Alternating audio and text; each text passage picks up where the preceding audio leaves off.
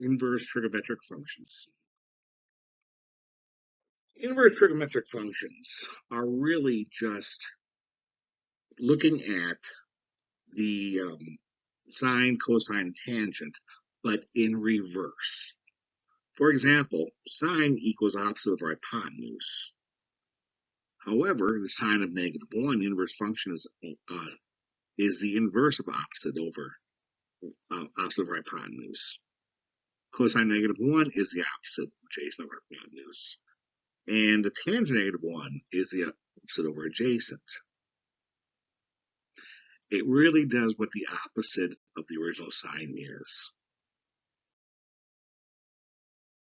Now I want you to notice something here. The sign of -1, that -1 is a placeholder right here. That does not mean, let me get my pen going here.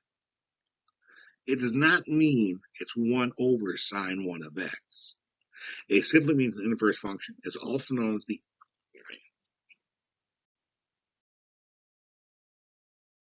Now, 1 over sine x is known as the cosecant. We're going to learn about that later, not in this video.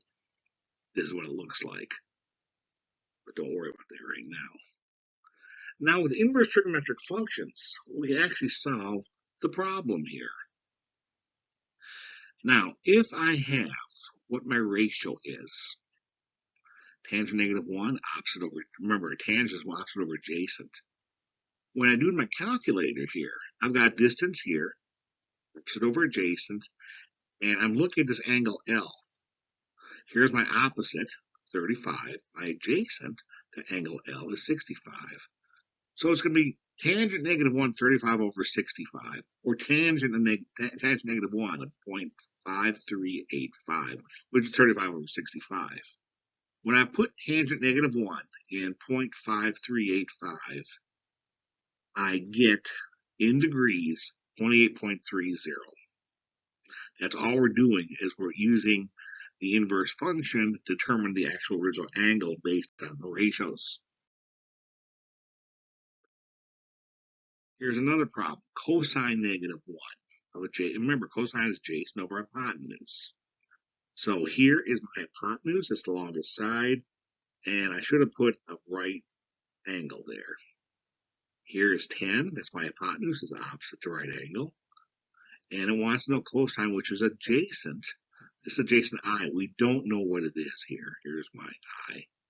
So it's going to be adjacent 8 over 10, which is 0.8. When I put in cosine -1.8 in the calculator, I get 36.87 degrees. So this angle is 36.87.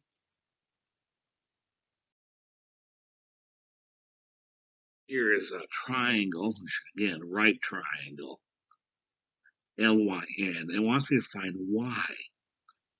And I know this is adjacent. This leg is distance of 3. Hypotenuse is 10, so I use cosine. Adjacent over hypotenuse is 3 over 10. I put in cosine -1, and 3 over 10 is 0.3. When I put in the calculator, cosine -1.3, I get an angle of 72.54.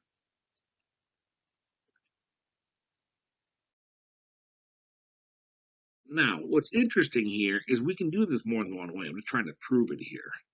Here's my angle Z. We don't know what it is, but I do know the adjacent. I know the hypotenuse. And I should have put a right angle there as well.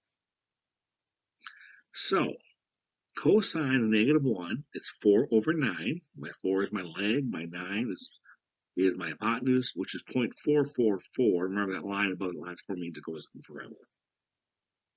When I put in cosine -1.444, I get Z of 63.61 degrees.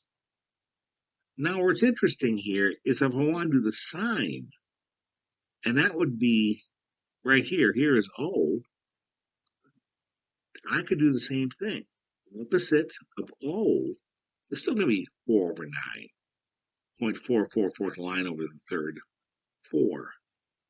And what's interesting is when I do this, I get 26.39. degrees here. And that adds up to notice 63.61 plus 26.39 equals 90 plus the right angle, so it's 180 degrees. So this is correct. Now, what I can do here, I can either solve this with the Pythagorean theorem, and let me erase all these lines first. We've already solved the rest of it. Or I can use trigonometric functions directly. So 63.61, the sine 63.61 is right here, OE over hypotenuse. And remember, sine is opposite over hypotenuse. If we know our sine, the 60.61 is 0.8958,